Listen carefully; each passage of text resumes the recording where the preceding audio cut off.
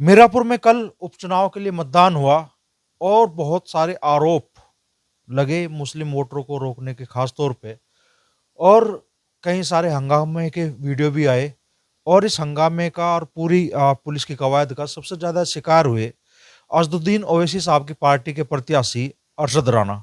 आज अरशद राणा और पार्टी के कई बड़े नेता जिला कचहरी पहुंचे और उन्होंने कई बड़ी मांगे जिला प्रशासन के सामने उठाई और मांग उठा दी कि मीरापुर का उपचुनाव दोबारा हो।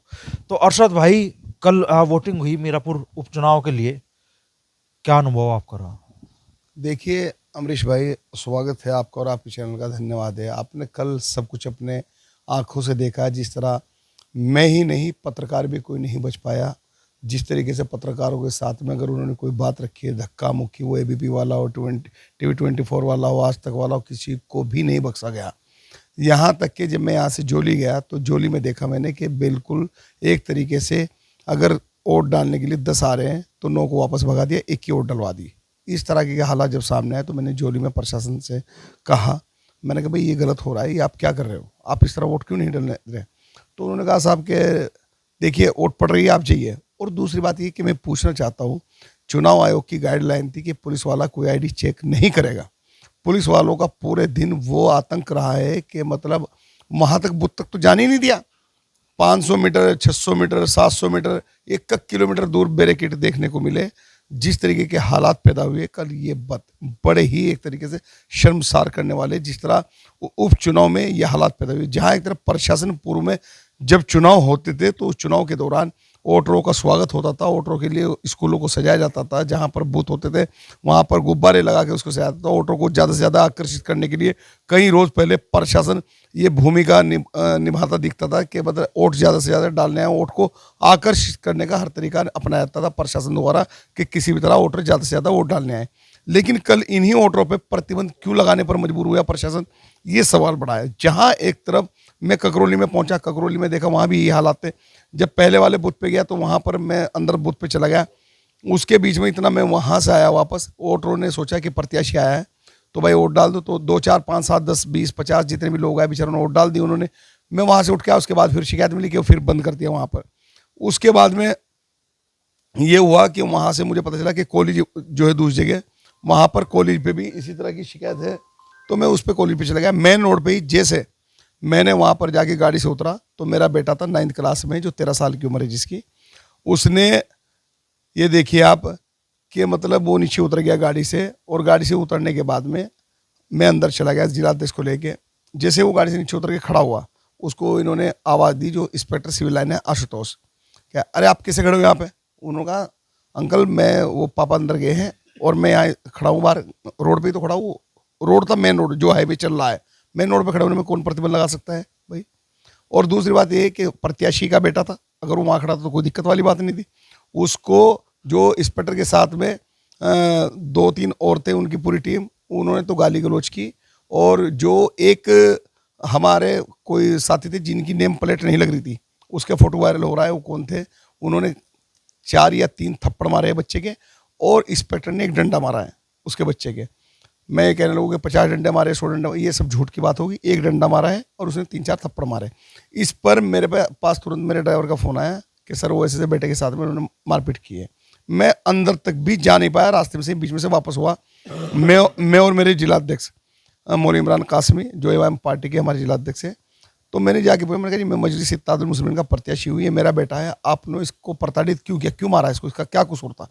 कि वीडियो बना रहा था। मैंने कहा वीडियो क्यों बनाएगा ये आपकी, और यहाँ पर वीडियो अगर आपकी बना भी रहा तो ऐसा कौन सा आप जुल्म कर रहे थे जो उस वीडियो से आपको इतनी दिक्कत हो गई कि बच्चे के आप मार उतारे पाएंगे। और आप बताइए मोबाइल में कौन सी वीडियो बनी, कोई वीडियो नहीं बनी हुई थी अमरीश भाई किसी भी तरह की।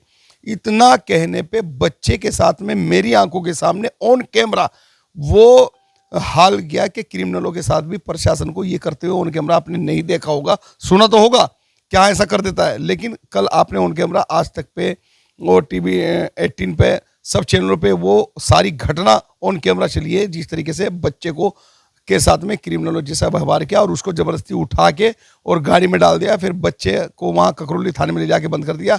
बच्चे ने शाम आने के बाद ये बताया कि गाड़ी में बिठाने के बाद भी मेरे साथ पापा बहुत बदतमीजी की और मेरे साथ मारपीट करी गाड़ी में बिठाने के बाद भी। आखिर ऐसी क्या वजह आ गई भाई। और ये चुनाव थोड़ा ही ना हुआ है, जहां मुस्लिम क्षेत्र था वहां पर वोट डालने कहाँ दिया साहब। आप देख लिए 25-30% मुश्किल से वोट पड़ा होगा, आप सारा आंकड़ा निकाल लीजिए मुस्लिम क्षेत्रों का। जो वोट पड़ा है, मान है कि 50-55% वोट पड़ा है, उसे सारी चीज़ों को आप देख लीजिए हर तरीके के। लेकिन हमें दुख इस बात का है कि भाई चुनाव हो रहा था, हार जीत का फैसला तो जो होना था वो, आपका पुलिस प्रशासन का ये काम नहीं होता जिस तरीके का। अगर मान ली यही करना था तो आप चुनाव क्यों करा रहे हो, प्रमाण पत्र दे देते हैं जिसको देना था आपको, उसमें कोई दिक्कत वाली बात थोड़ा ही थी। हमें दुख इस बात का है कि इस तरीके का जो व्यवहार देखने को मिला है, चुनाव आयोग की गाइडलाइन के खिलाफ पूरा पुलिस प्रशासन इस तरीके से काम किया है, जिस तरह एक सरकारी मशीन नहीं बन के काम किया हो चुनाव के लिए, तो ये बड़ी दुख की बात है। मैं उत्तर प्रदेश के मुख्यमंत्री से भी ये अपनी शिकायत दर्ज करना चाहता हूँ कि उत्तर प्रदेश के सीएम तुरंत एक्शन ले और एचएसओ सिविल लाइन को तुरंत उस कड़ी कार्रवाई करे उनकी पूरी टीम पर जो वहाँ पर मौजूद थे। और मैं जहाँ तक भी मुझे जाना होगा, मैं अपने बच्चे के लिए जाऊँगा और मैं चुनाव का भी बहिष्कार करता हूँ कि इस चुनाव को दोबारा कराया जाए, क्योंकि जितनी चुनाव में कल धांधली देखने को मिली है, आप सारे पत्रकारों को पता है, जब पत्रकारों को ही नहीं बख्शा तो मेरी तो क्या औकात थी साहब। अच्छा, तो इस पूरी घटनाक्रम का जो आप बता रहे हैं, चुनाव का जो मतदान प्रतिशत है उस पर कितना असर पड़ा है? जब एक बात तो बताओ, असर क्या, मान लिया एक आदमी से 10-10 आईडी मांगी जा रही, 15-15 आईडी मांगी जा रही है और वो आईडी लिए खड़े हैं। आप सर्वे करा लीजिए पूरे क्षेत्र का, क्या रिपोर्ट आई है, आपने कल भी सर्वे किया है, वोट डालने नहीं दिया। दूसरी बात ये देखिए कि ककरौली में वोट डालने का अधिकार मांगने पर 100-150 लोगों पर मुकदमे लिख दिए गए। क्या ये इंसानियत है? क्या ये एक प्रशासन की मतलब कौन सी चीज़ है भाई ये, क्या आपने मुकदमा लिख दिया, वोटरों के ऊपर ही वो मुकदमा लिख दिया उल्टा। जबकि पिस्टल जो है, पिस्टल लेके हाथ में एक इंस्पेक्टर भागता हुआ महिलाओं पर तानता हुआ साफ नजर आ रहा है। महिला चिल्ला के कह रही तुम्हें गोली मारने का अधिकार किसने दिया? इंस्पेक्टर कह रहा है कि मुझे गोली मारने का अधिकार है। बताओ, एक पुलिस वाले के हाथ में मैंने देखा एक वीडियो में कि वो ईंट लिए खड़ा है, बता रहे कि वहां पर पत्थरबाजी हुई है। तो जो पत्थरबाजी की वीडियो उनको जारी करे प्रशासन, कौन सी पत्थरबाजी हुई वहां पर। हमें तो समझ में यही बात नहीं आ रही कि मतलब इस चुनाव को किस तरीके का चुनाव बना। और मुझे दिक्कत ये कि मुझ जैसे आदमी के साथ में प्रशासन की आखिर ऐसी कौन सी दुश्मनी थी कि मेरे बेटे को मतलब इस तरह से टॉर्चर किया गया। अरे भाई, जो करना था मेरे साथ कर लेते आप, मैं प्रत्याशी था, मुझे बंद कर लेते, मेरे साथ मारपीट जो भी करना था कर लेते आप, मैं चुनाव लड़ रहा था। भाई 18 तारीख में जो रैली हुई है वो रैली नहीं, रेला था। 18 तारीख तक तो ये इस गलत फहमी में थे कि मैं कादिराना को हरा रहा हूँ, कादिराना मुझे हरा रहा है, कि ये दोनों आपस में लड़ रहे हैं। लेकिन 18 तारीख के बाद में इन्हें साफ ये हो गया कि मुस्लिम समाज खास करके पूरा का पूरा ओवैसी साहब के साथ जा रहा है। और उस रैली को देख के इनके हौसले पस्त हो गए।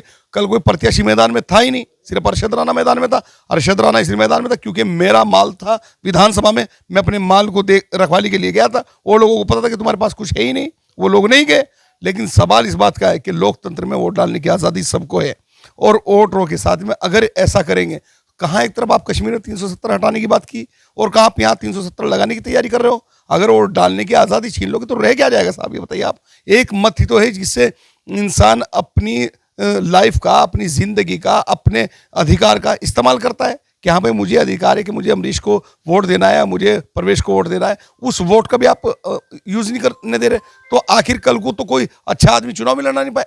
भाई अगर इस तरह की कंडीशन, ये तो रामपुर चुनाव से भी खतरनाक चुनाव हुआ है कल। ऐसा तो रामपुर में भी नहीं हुआ होगा, ऐसा तो हमारे मुजफ्फरनगर में इतिहास में ऐसा नहीं हुआ जिस तरह से कल का चुनाव हुआ है।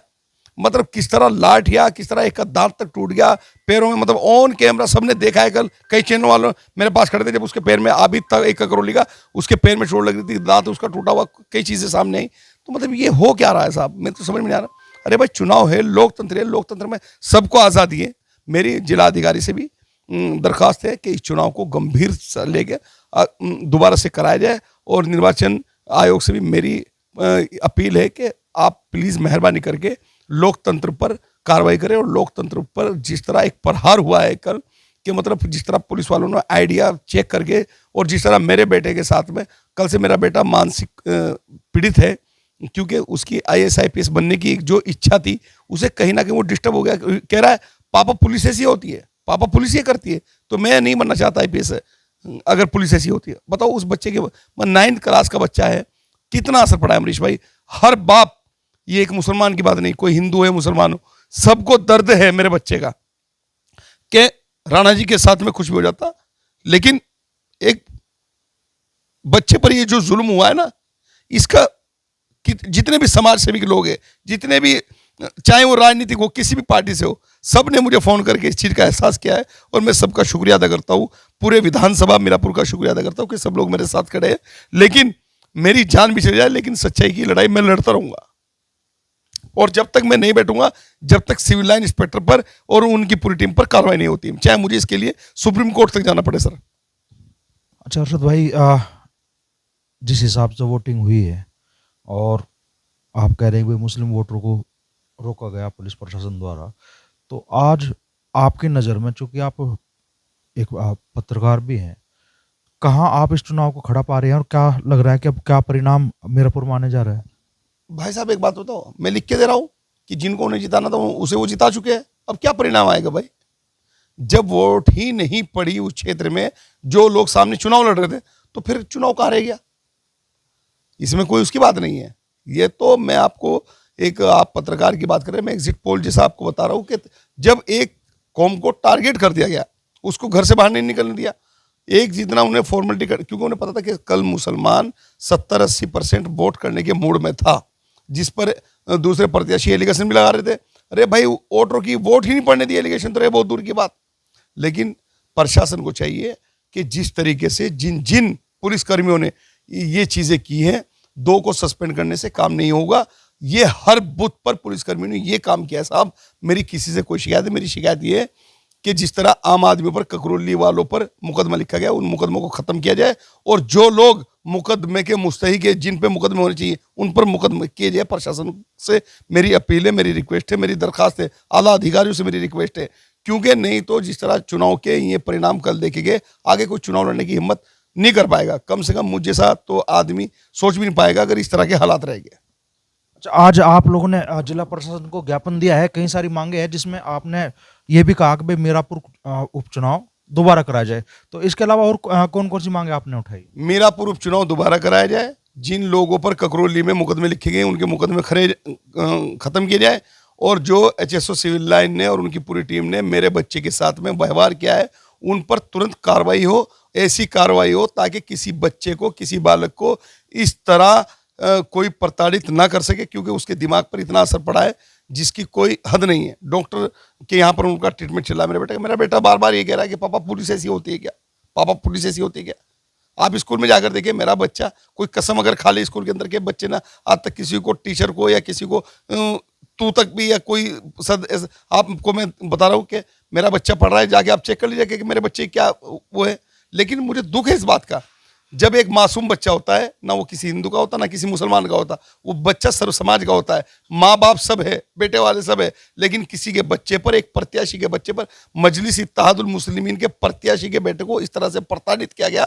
ये क्या था? ये सिर्फ ये था कि जब मैं कहीं से कहीं तक कब्जे में नहीं आया, तो क्योंकि सबको पता है कि औलाद जो है, बाप जो है औलाद के सामने मजबूर होता है, तो मेरी औलाद को इसलिए टॉर्चर किया गया, मेरी औलाद को इसलिए गिरफ्तार किया गया, मेरी औलाद के साथ क्रिमिनल जैसा सलूक इसलिए किया गया कि बाप को इसका ठेस पहुंचा दो और बाप को यहीं जाम कर दो, आगे किसी बूथ पर जा ही ना पाए। ये पूरी सरासर साजिश थी। अच्छा, कहा यह भी जा रहा है कि भाई आप चुनाव प्रचार चल रहा था, आप अपने नाबालिग बच्चे को लेकर क्यों गए साथ में? मेरा बच्चा, नाबालिग बच्चा मेरे साथ क्यों गया, मैं आपको उसकी वजह बताता हूँ।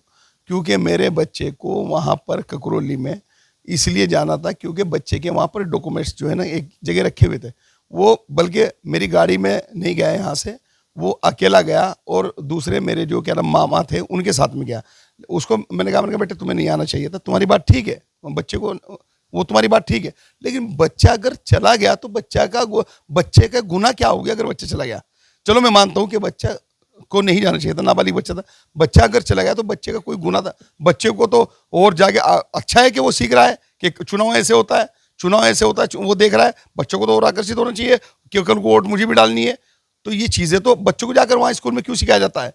स्कूल में भी तो उन्हीं बच्चों को सिखाते हैं कि अपने माँ बाप को अपने घर में सबसे ज़्यादा जब कार्यक्रम होते हैं, ये होता है कि वोट का अपना प्रयोग करे, वोट के अपने अधिकार का इस्तेमाल करे। तो बच्चे का कोई गुनाह थोड़ा ही ना हो गया, या बच्चा वहाँ कोई किसी को कुछ कह रहा था या कोई ऐसी चीज़ हो, या प्रशासन जो वीडियो बनाने का टाइम काम करता है वो दिखाइए कि मेरे बेटे क्या गलती थी, और जो उनकी गलतियाँ थी वो जो रिकॉर्ड हुई वो साथ के साथ वहीं के उसमें से जो मेरे ड्राइवर का मोबाइल था उसको डिलीट कर दिया जब बच्चे के साथ में इन्होंने व्यवहार किया।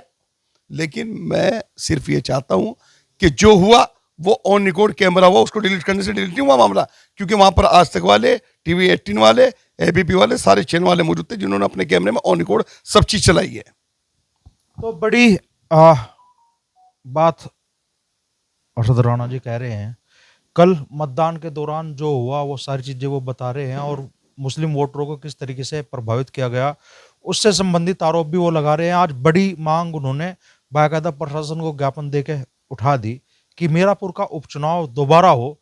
और कल पूरे घटनाक्रम के दौरान जो अरशद राणा जी के बेटे के साथ हुआ, उससे एक पिता के तौर पे वे बेहद आहत हैं और कड़ी कार्रवाई की मांग उन पुलिसकर्मियों के खिलाफ कर रहे हैं जो उस पूरे घटनाक्रम में शामिल रहे।